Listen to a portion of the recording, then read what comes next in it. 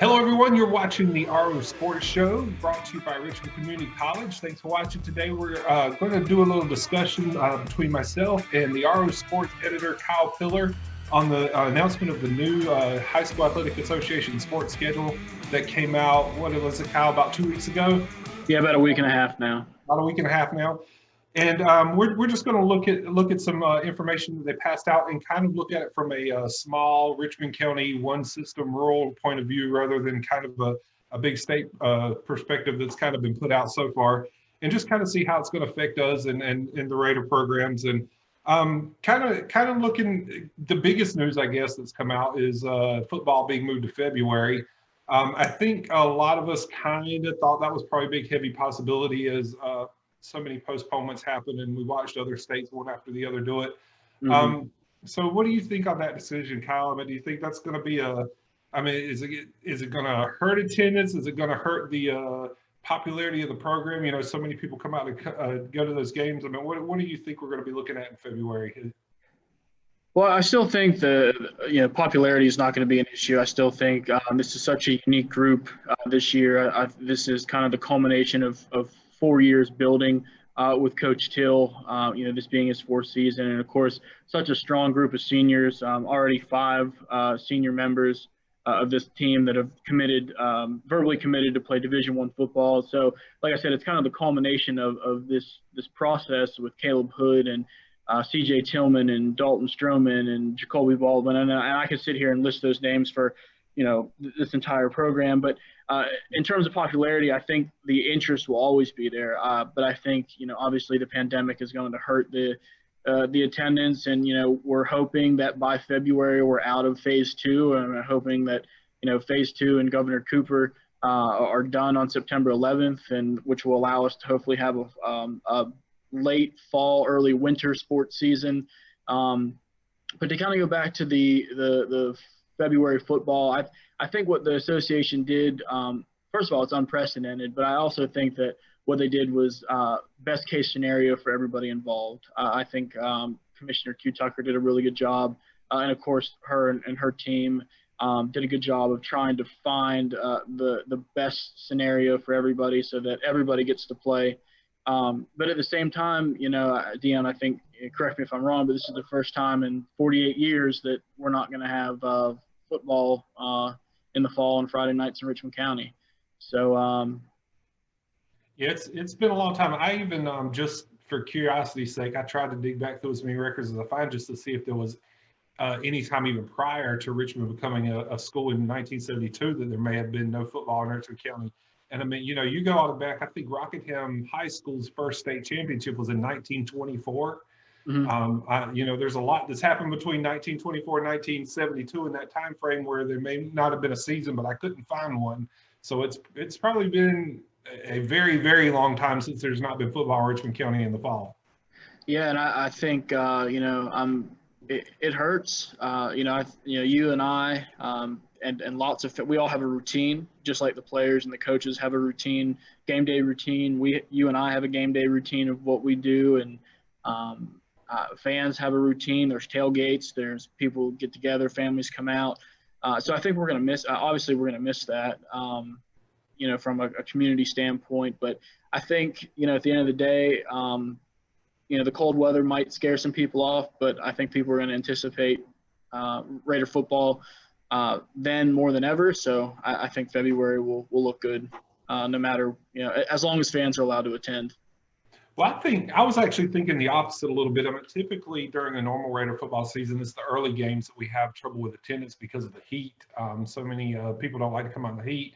It's usually when it gets cold when the Raider fans really start to come out. So I'm hoping with the reverse effect, when the heat comes, it'll be playoffs and maybe people will come anyway since it's playoffs. But like you said, it's been such a long wait, not only in terms of waiting for the season to start, but in terms of waiting to see this core group of kids become seniors and have their senior season. I'm like you. I don't think it's going to hurt attendance too much, just as long as there's no attendance limitations set by the state and that kind of thing.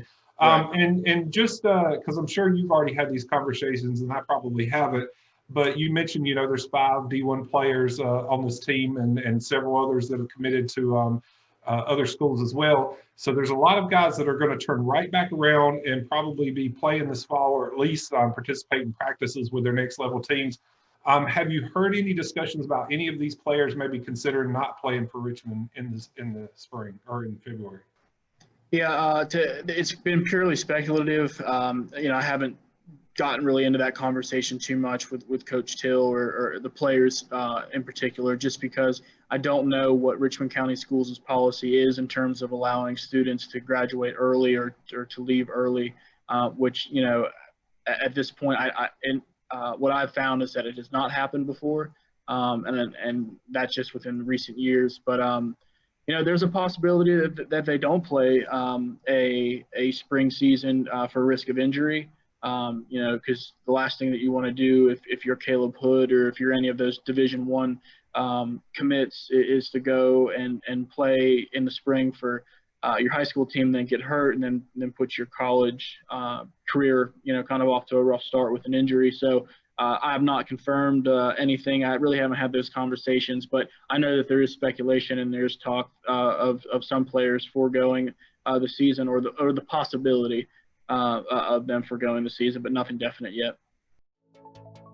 Did you end your high school career online just to find out that the college experience you were looking forward to is going to be online as well? Don't take your year off. Get started on your college education and save yourself from taking out student loans. You can transfer from here to every university in North Carolina. Richmond Community College has all you need to get your college plans back on track. Visit us online at richmondcc.edu. Richmond Community College. Local college, big impact. Next thing I kind of wanted to look at was not only did we get a new schedule in terms of when the different sports will be playing and practicing, but we also got a maximum contest limit for each of those sports. Right. And just kind of looking at it, most of our home and away sports, baseball, softball, volleyball, tennis, all those have a contest limit of 14 games or matches, whereas football has a contest limit of 7 matches. And in an 8-team conference, that just seems perfect to line up to play only conference games. Right. Now, there's been a lot of kind of discussion, especially in the county online, that kind of thing, is where we kind of don't want to, most fans would prefer that not to happen just because we'd like to see some creativity. I'm thinking, even with like your home and away sports, why not just play those conference opponents once and then see if you can get some, different team looks. I've heard discussions about maybe splitting the conference in half for football purposes. And then that way, you get maybe 3 games to schedule non-conference.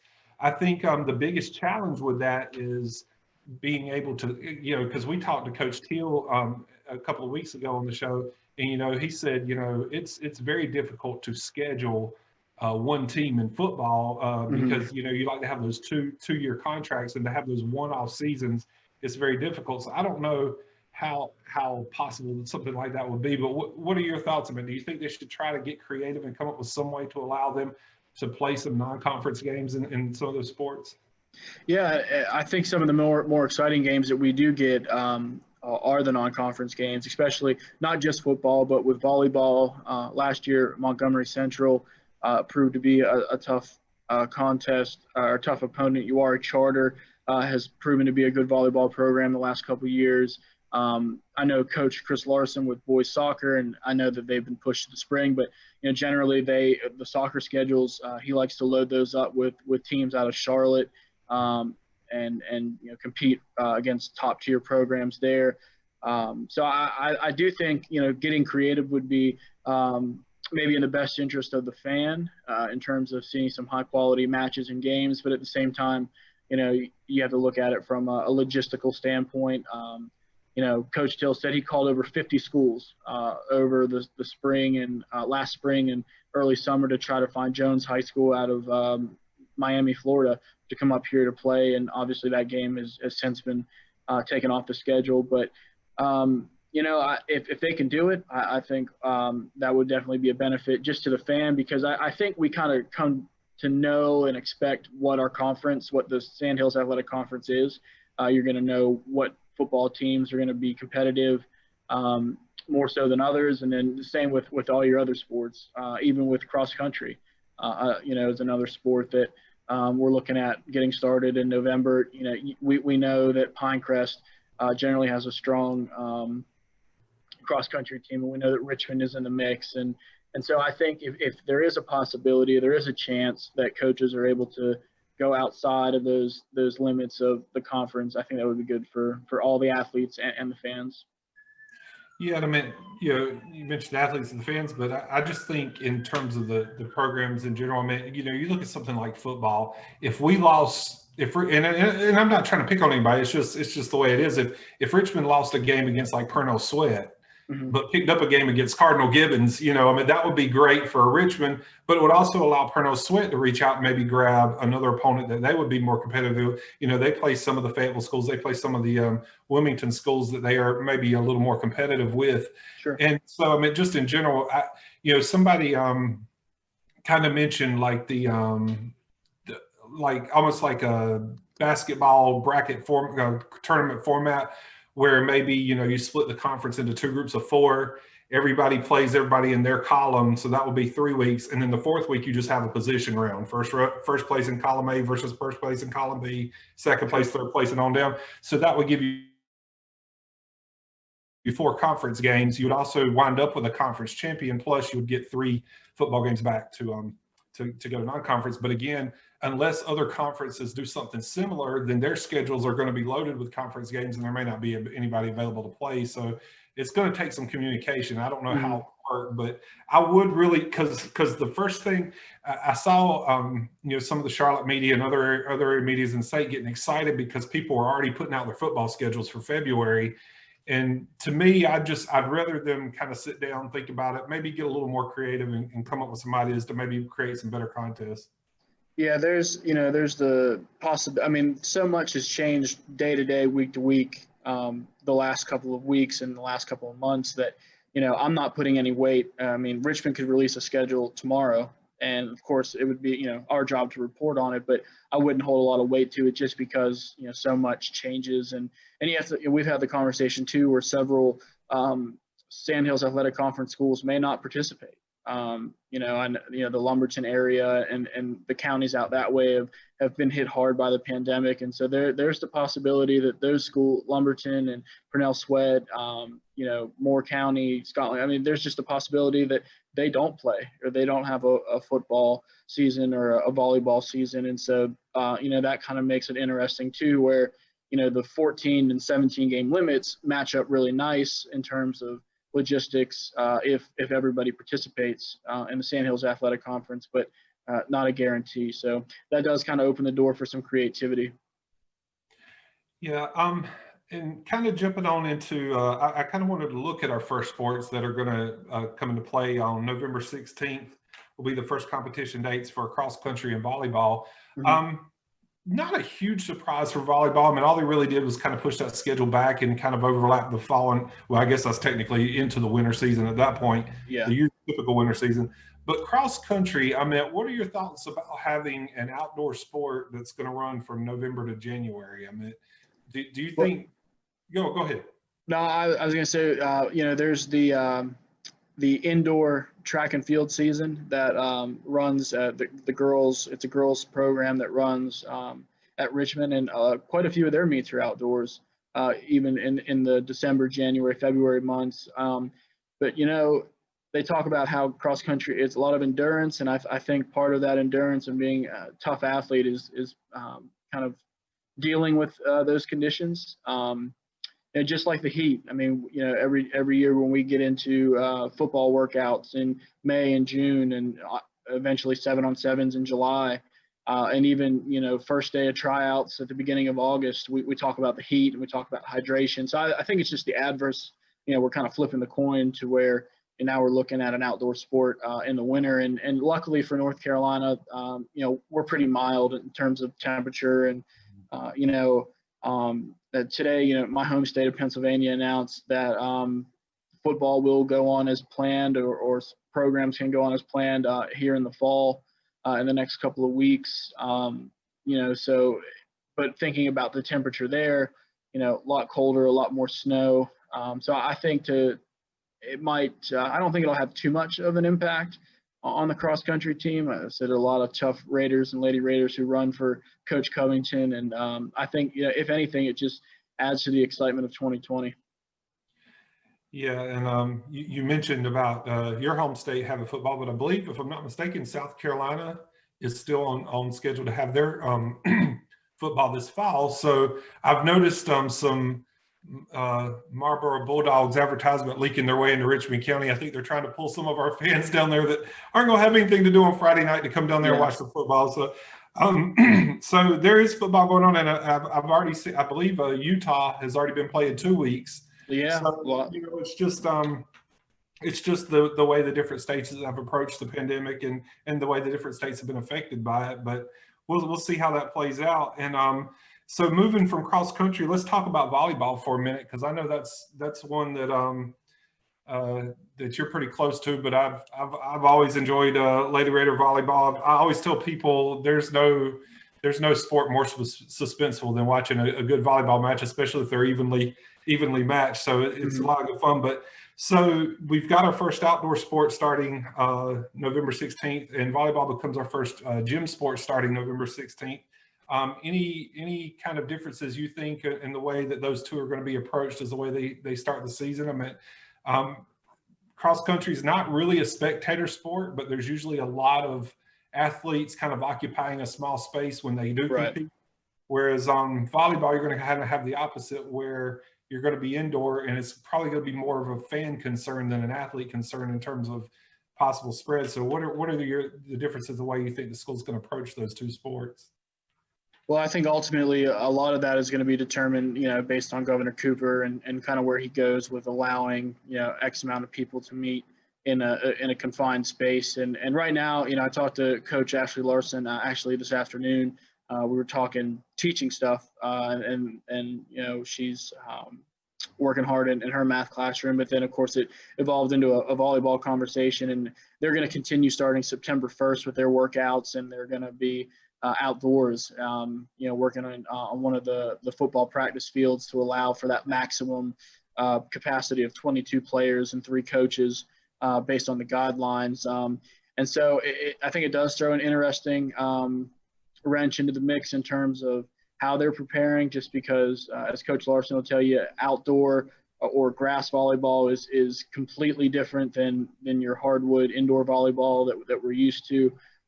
But, she's got 7 seniors this year.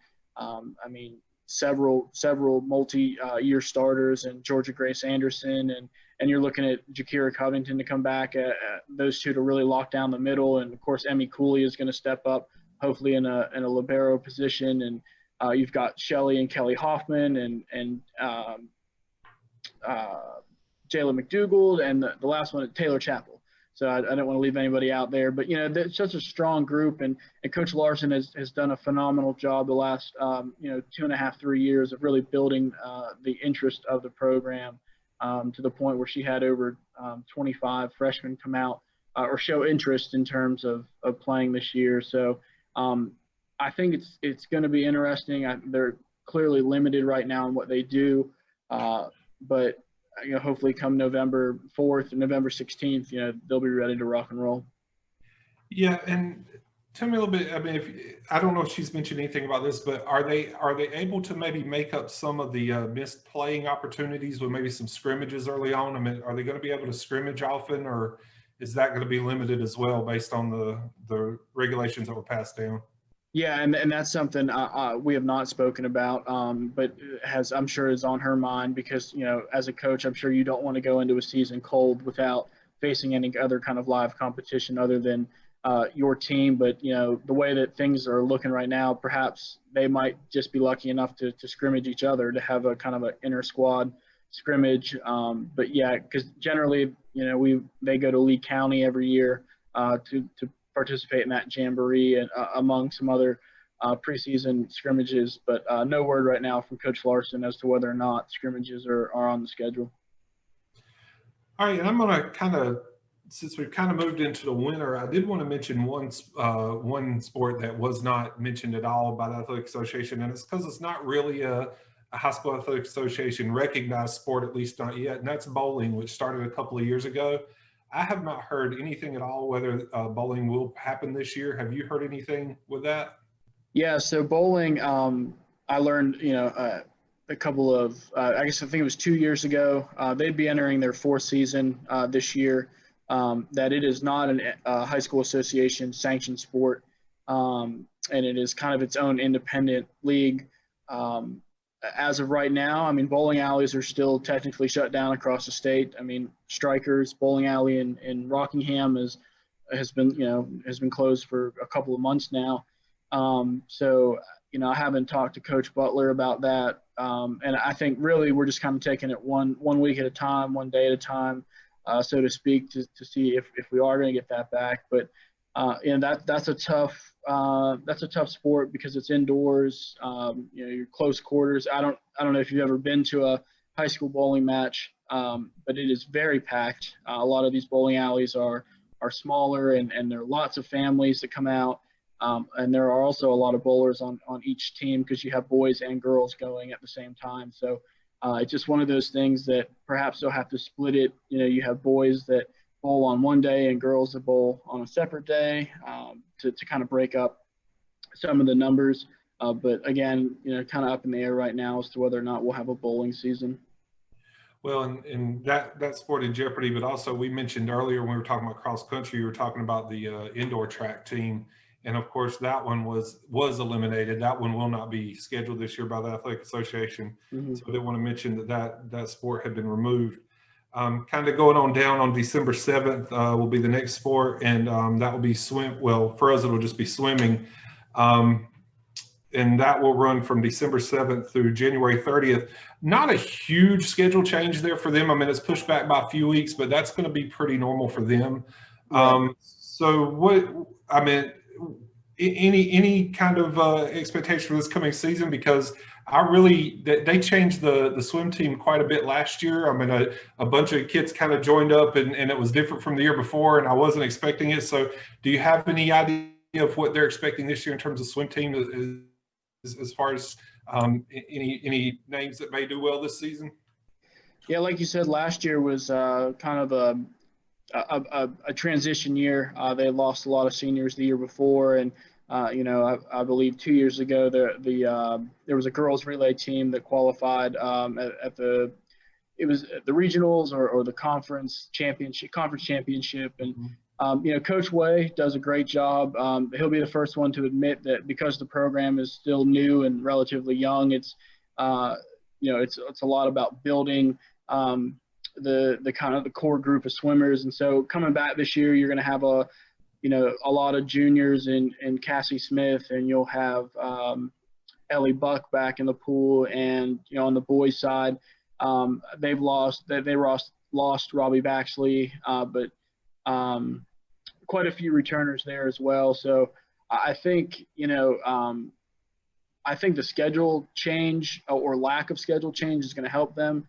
Just because it is kind of a normal season for them. It kind of gives Coach Way and Coach Andy Schuler the chance to get the kids back in the pool about the same time. And so I'll just be interested to see what the restrictions are in terms of X amount of people in the pool at the same time.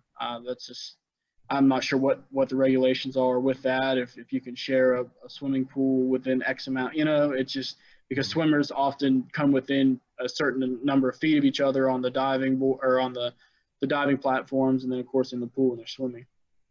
Well, and yeah, not all schools have pools. Richmond's one of those that does not have its own pool, so they're also at the mercy of the facilities they use. And I know they use First Health Gym to practice, I believe, and I don't know if there's any restrictions out there that may limit their ability to practice or force them to change the way they practice.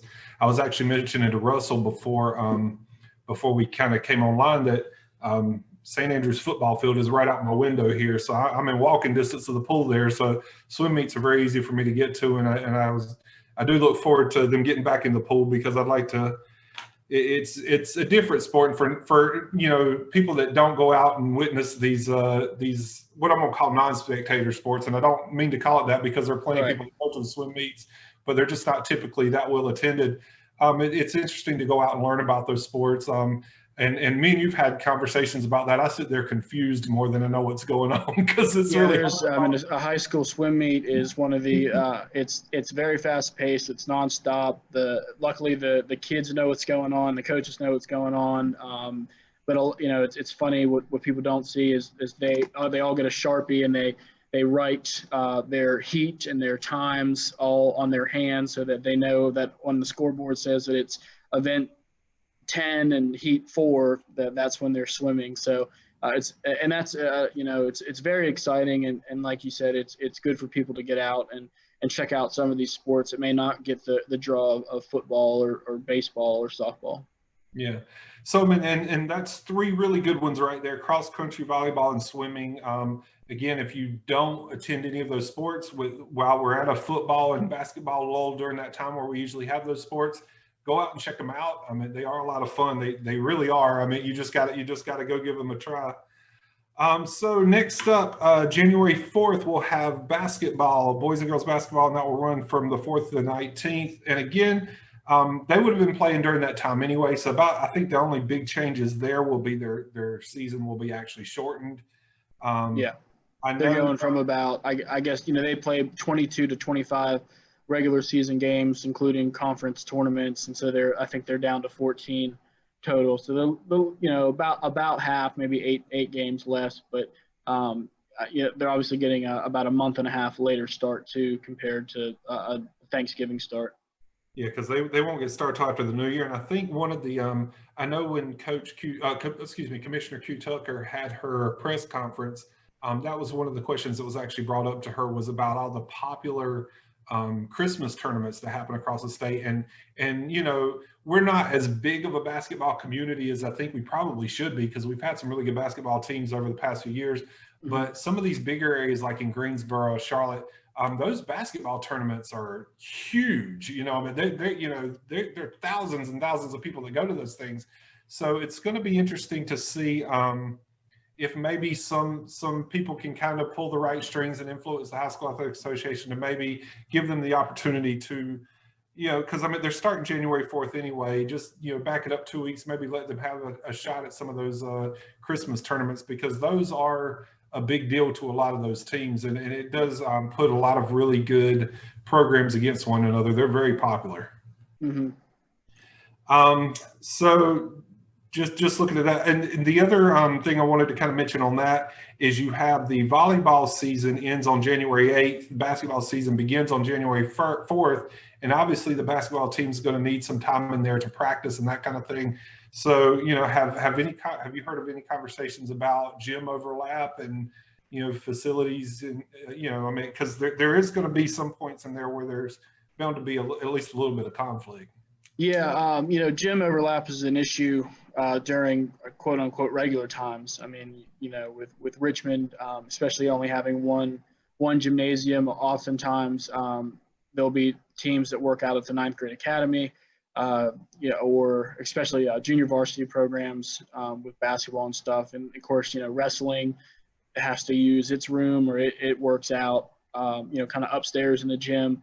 So when I'm looking at the schedule, yeah, there's some overlap, but at the same time, I think the association did a good job of kind of creating, by shortening the seasons, they're also able to give teams less of an overlap and more of a chance to get athletes out there, because, especially with volleyball and basketball, I'm just thinking, Jakira Covington, Jayla McDougall, the Hoffman twins, they're all basketball players on top of being volleyball players. And I'm sure there are several others that I'm not thinking about, but, that's going to create an issue, especially if the volleyball team is doing really, really well. And if there is some sort of playoff format or conference tournament or something that comes up, obviously Coach Larson is going to want her girls on the volleyball court, while Coach Mosley is going to want them on the basketball court. So they're going to have to find that happy medium. But hopefully, fingers crossed, everybody gets the gym time and the field time that they need to get ready for their seasons. Yeah. Well, and like you said, it's not like that's an unusual problem. They've had to deal with it before, but it's going to be interesting to see how these shortened seasons affect those schedules. So moving on, we're going to look at men's soccer, and that is going to start January 25th, run through March 12th. Again, that's probably another one of the sports that have been impacted more by the schedule change, because obviously they're used to playing in the fall along with football and in volleyball, and now they're being pushed all the way back to January 25th. And historically speaking, we were talking about it being maybe a little bit cold when the cross country runners run, but North Carolina has a habit of being its coldest in January, February, maybe even on into early March. So it's going to be interesting to see how a sport like soccer kind of deals with that kind of weather, because even girls soccer, that's just the time of year where there's not usually any high school soccer being played. Right. So that's going to be new territory for the men's soccer team. Yeah, I think girls soccer and softball, baseball. I mean, some of those games, and you can attest to this. It always seems every time that those spring sports play at Purnell Sweat in that opening week of spring sports, it's always cold. It always seems like it is in the high 30s, mid 30s, and so I'll be interested to see too. Just how the athletes adapt to that. Normally by the end of the boys soccer season, if they're making a deep run, to the playoffs and that sort of thing, oftentimes you'll see the headbands and the gloves come out, a little bit cooler nights for them. But yeah, I think right now it's going to be interesting. And maybe we're talking about the weather, and maybe they don't care about the weather. It's just going to be. It could be one of those things where it doesn't affect them. And I've talked to Coach Chris Larson, and I've seen some of the players kind of out and about in the community, and with a lot of sports, but especially there's a lot of soccer seniors. And off the top of my head, I would guess that there's about 11 or 12 this year that are seniors on the soccer team. And so I think more than anything, they want a season, just like all seniors, but they want a season. And I just know that I've throughout the summer got a lot of text messages from these athletes saying, "Hey, do you know anything?" And unfortunately I didn't at the time, and now we do know that they're hopefully getting a chance to play. So come January, as cold as it might be, I think those guys will just be excited to be out there and playing soccer. Yeah, and you're right, because I mean we've started some of those spring seasons. I think it was Ricky Young's last year as the baseball head coach, and it was we were at Purnell Sweat, and I believe it was 40 degrees, and it went 11 innings. It was like 4 hours long, and yep. I was not feeling my fingers on the drive home that night, so that was a rough one. And we've already spoken about football, so I'll kind of skip over this one. But the next one is kind of interesting. March 15th through April 30th, men and women's golf is going to be played at the same time. And I think we actually talked to Keith Parsons about the possibility of that happening during his interview a couple of weeks ago on the ROSports show. That's a sport that probably would not be too complicated, but in terms of practice. But as I kind of went over that in my head, I was kind of going back and looking at some of the girls' golf matches from last year. And, for those that aren't familiar with a golf match, you can put, I don't know that there's a limited number that you can enter into a conference match, but your best 4 scores are the ones that count for your team. The other ones can count individually in terms of if you're trying to get into the regional or something like that, but the best 4 scores count to your team. So I was looking at some of the golf matches from a couple of years ago, and there were, I want to say there were close to 50 at a couple of those matches, which would take 12 to 13 holes if you're doing that shotgun format on an 18-hole course. So, obviously, if they're going to play both genders during the same season, they're either going to have to restrict the number of players that the schools can allow into those conference matches, or they're going to have to play them on 2 different days. Yeah. So I'm just kind of curious, because there was a lot of discussion about tennis and golf could probably be played at the same time, in terms of having both genders at the same time, but you would not be able to have those matches at the same time. And I'm wondering how much thought maybe has kind of gone on with that at the conference level to see if that would even be possible, or what the plan is. Yeah, and that's an interesting point, because like you said, I think you can enter pretty much as many as you want. And so you might even get to the point too where they, because the high school association looks at X amount of 9-hole scores to qualify for regionals and states, that you might see them cut it from an 18 hole match down to a 9-hole match. Just in turn, and what that will do instead, they might come out and say, and again, this is, the association would have to say something along the lines of, hey, you can have 6 golfers. You can have your six best golfers out there, and then from there you take your top 4. Maybe they say 5, or maybe you're only allowed to have 4.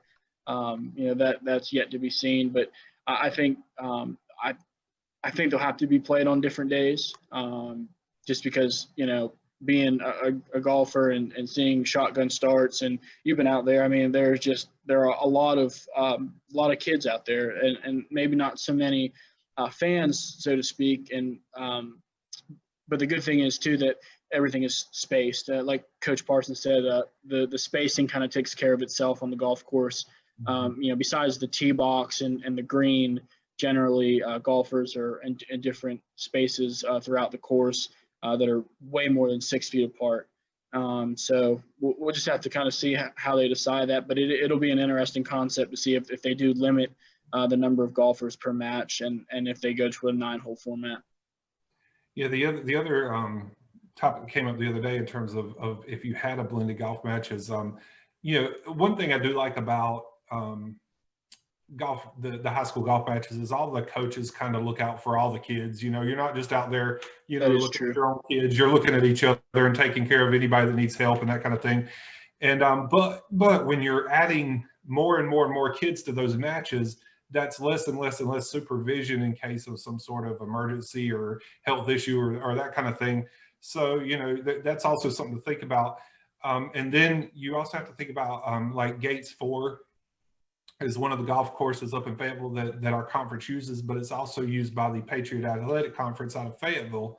And I don't know if it's done on purpose or if it's a coincidence, but the past few years, those matches have been one day after another. They had the Southeastern Conference match on Monday, or the Patriot, conference match on Monday, and then the Southeastern one or Sand Hills Athletic. I can't even remember what conference we're in anymore. There's so many. Yeah, we used to be Southeast.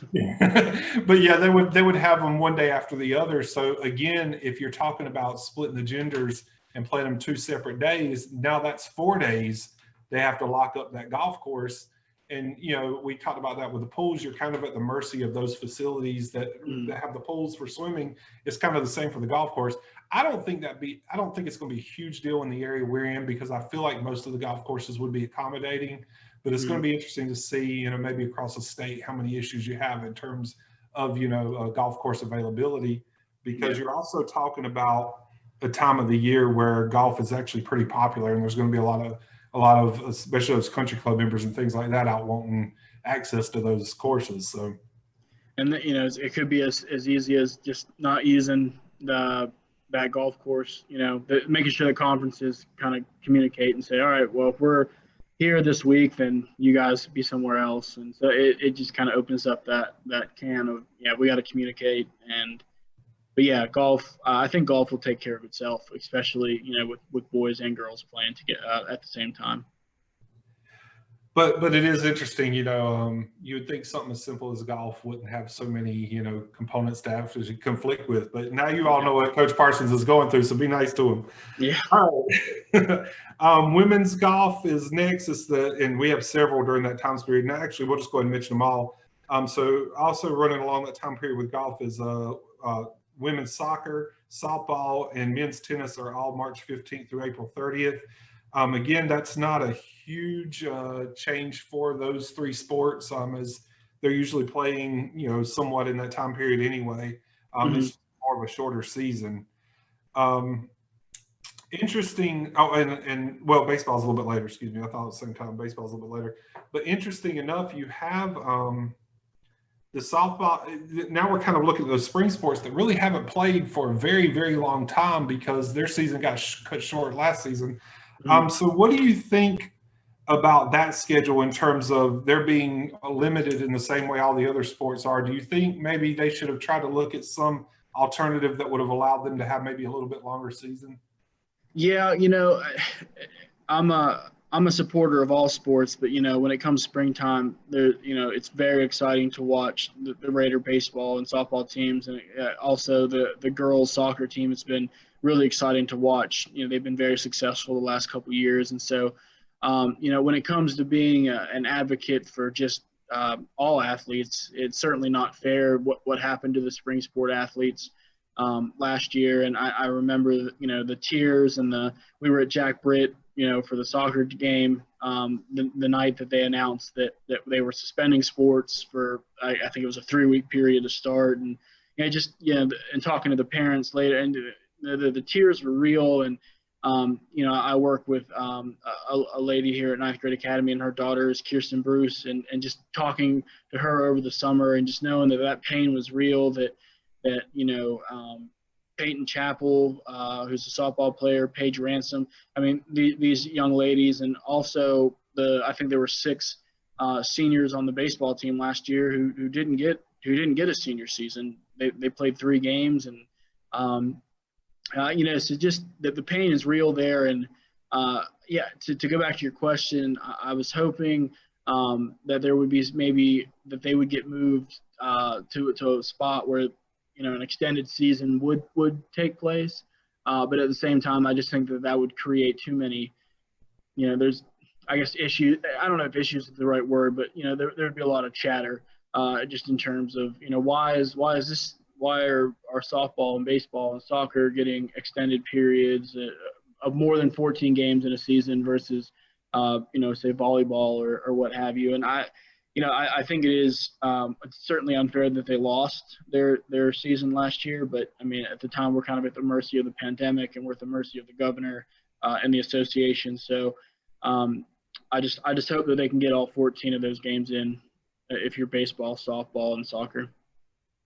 Yeah, and I think when you were talking about that night y'all found out that the season was going to end, I think what was even more heartbreaking is there was this real perception that it was just going to be 3 weeks. I remember all the "we'll be back" messages, and there was right. really thought that and it just kept getting hit on them again, and it was really tough to watch those kids go through that. Just one message after another, just one gut punch after the other. And so I was like you, and we talked about that at I think a few weeks ago when you and I were talking on here about we just hope they would do whatever they could to protect those spring sports. Mm-hmm. I'll be honest, I'm a little bit disappointed they didn't at least try to make that a little bit longer. I know some other sports would have probably, like you said, questioned as why they get more, but I think the answer is there. I mean, it's not like anybody would not know why you would want to give baseball, right, softball, soccer a longer season, because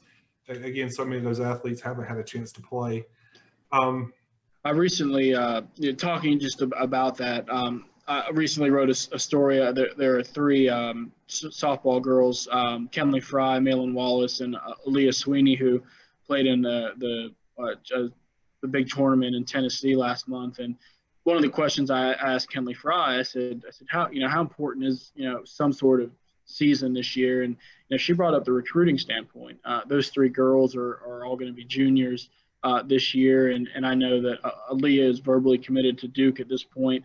But for Malin and Kenley, this is a big year for them in terms of coaches being able to reach out to them and start to recruit. That rule has changed the last year or two with softball. In the past, I mean, a lot of times you think about Savannah Lampley, you think about Grayson Way, Kayla Hawkins. I mean, they all verbally committed shortly after or during their sophomore seasons. And so now you're looking at several girls on the Richmond team who now have to wait till they're juniors. And so this is a big, and this is for all sports really, but just keeping that in mind with the spring sports that were cut short, this is a very instrumental time in these young people's lives when they're trying to go to the next level.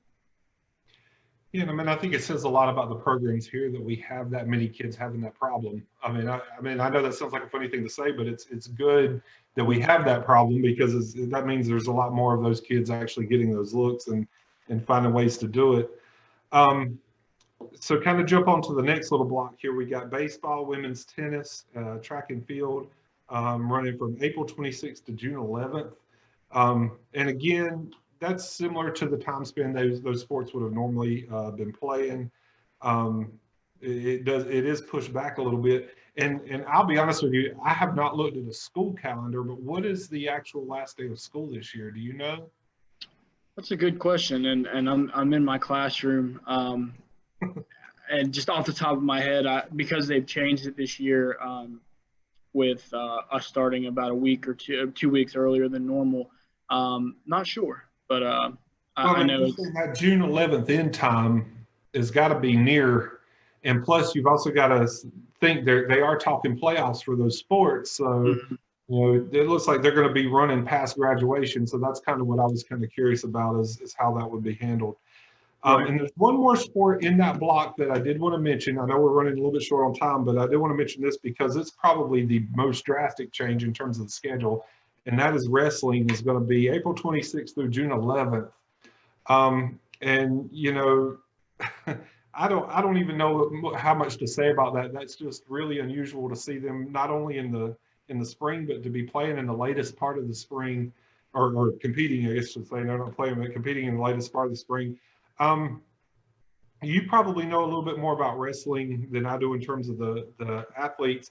Are any of them going to be affected by such a late start in terms of maybe looking at moving on to the next level or going to schools? Because that is going to be well past any opportunity to really commit this year. So what are you?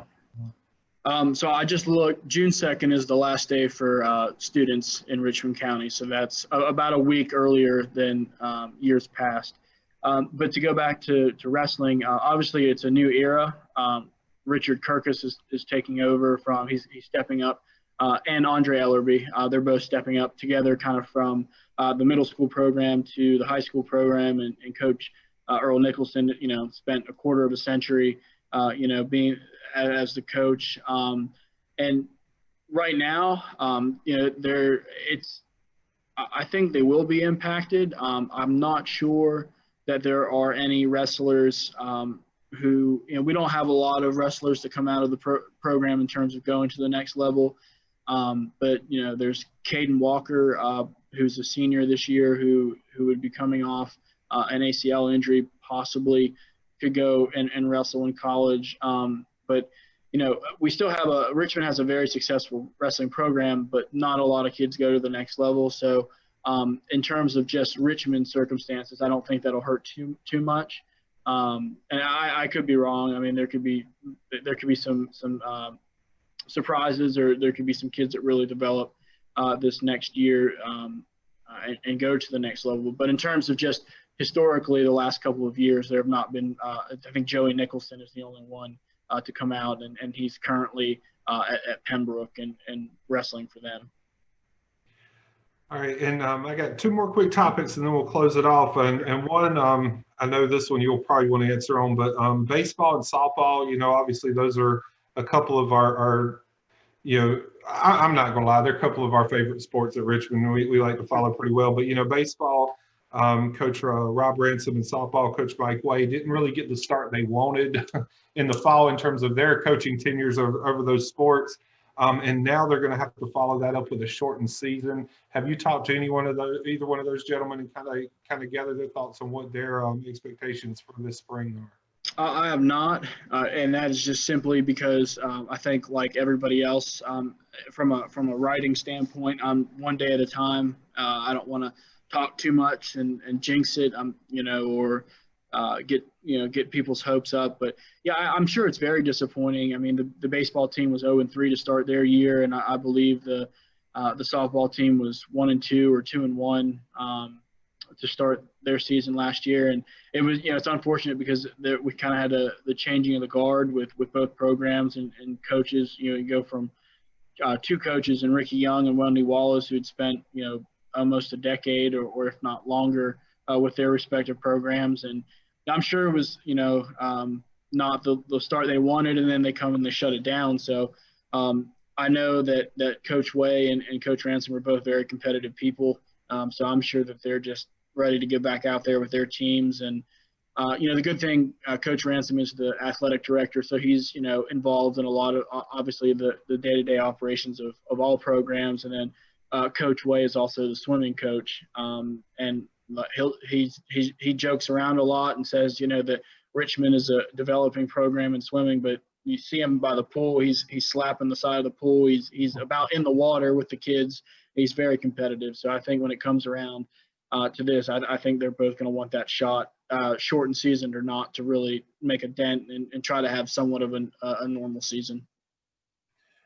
All right, and the last sport on the list, and I'm calling it a sport, whether people want to argue with me or not, but that's cheerleading. That got pushed all the way back to May 1st.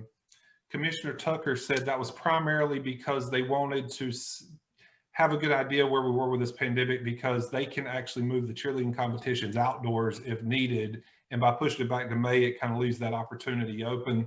Mm-hmm. So, it's a little bit unusual because, by this point, and let's face it, this was the first week of football for what would have been the first week of football. So by this point, you would have had the cheer camp out of the way with. They would be cheering at the first game. They would be rolling into basketball season. Mm-hmm. And the competitions would be kind of sandwiched in there somewhere. Now they're going to probably be getting pushed. Well, basketball season is starting January 4th. So their real activities aren't really going to begin until the beginning of New Year and pretty much run until late spring. So, what do you think we can look for in that program? I know that's an unusual one to kind of talk about on this show, but we've seen a lot of new things from the cheerleaders over the past few years, especially in terms of competition level, both at the high school and middle school. And I think they really do get overlooked because that's actually a really good program. And I think a lot of people don't realize it. Yeah. And, the last couple of years, I've always included the cheerleaders and athletes of the week. So, they're the only program that is two seasons. They're football, and, they're at UNC camp in July, and they're practicing throughout the summer, and they have all the football season, and then there's overlap generally with basketball to some degree. And so those girls, and they're some of the most physically fit athletes at Richmond. What they can do and is very impressive. And but yeah, I'm interested to see if they'll be allowed to cheer during basketball and football season. I don't know if there's been discussion of that, because what that does essentially is that adds anywhere. Typically, Richmond's cheer team is 15 to or so girls, and so I think that that just, you're adding that many more bodies into a gym or at a football on a football sideline. So I think it's going to be interesting. I know the competition last year was right around February 1st, so I think it was right at the beginning of February last year. So like I said, I talked to Macy Fall and Carissa Byrne as part of a Raider reaction piece I did a couple of weeks ago. And they're excited. I know that they're just as much athletes as the next team or program at Richmond. So I know that they're excited. I've talked to Coach Meredith Hood, and we joked that her birthday was recently, and she said, this is the weirdest birthday I've had because I'm so used to being on the go with football and cheerleading by this point. So I know that program, though it's often overlooked, in terms of quote unquote being a sport, those girls work just as hard as anybody else. Yeah, and I think her birthday was actually during camp last year, because I believe they did like a big thing for her while we were there. Mm-hmm. So that's good. Well, I'm glad that they're keeping their spirits up, because I know when Q Tucker was asked about marching bands and cheerleaders, she mentioned that cheerleaders probably wouldn't be limited as long as fans weren't limited, because obviously if they're allowing whoever wants to go to the games, she said they've got no real reason to deny that. And she said there's no rules that prohibit cheerleaders from going to anything. She said they go to a soccer match or a cross country meet or whatever they want to go to. So Sure. We're just used to seeing them in football and basketball. So I guess from her point of view, or at least from maybe the athletic associate's point of view, as long as the governor says, the fans can be at the game, I'm pretty sure they'll be allowed to be there too. Yeah. Well, that runs down the list, and I believe we took up a good deal of time. So I appreciate the conversation and the information, and thanks for all you're doing keeping the Richmond Observer Sports page running, because I know with no sports, that's not an easy task, but yeah, you're doing a great job, and I know the kids appreciate it, the schools appreciate it, and hopefully November 4th, we'll have some day-to-day, week-to-week coverage, and we'll have some things to talk about, and but I appreciate all you're doing. Yeah, well, thank you very much, and a lot of people don't know, but you're a big part of this too. So you're our stats guy, and you find all those quirky little facts, and so I hope that at some point we get back to sharing how long it's been since X, Y, and Z, and all of that kind of stuff. So fingers crossed, November 4th, and I guess November 16th, we start to see some live action. All right, well, thank you, Kyle. And for Kyle Pillar and myself, thanks for everybody watching, and thanks to the Richmond Community College for sponsoring this week's episode of the ROSports Show. We'll do it again next week. Thanks for watching.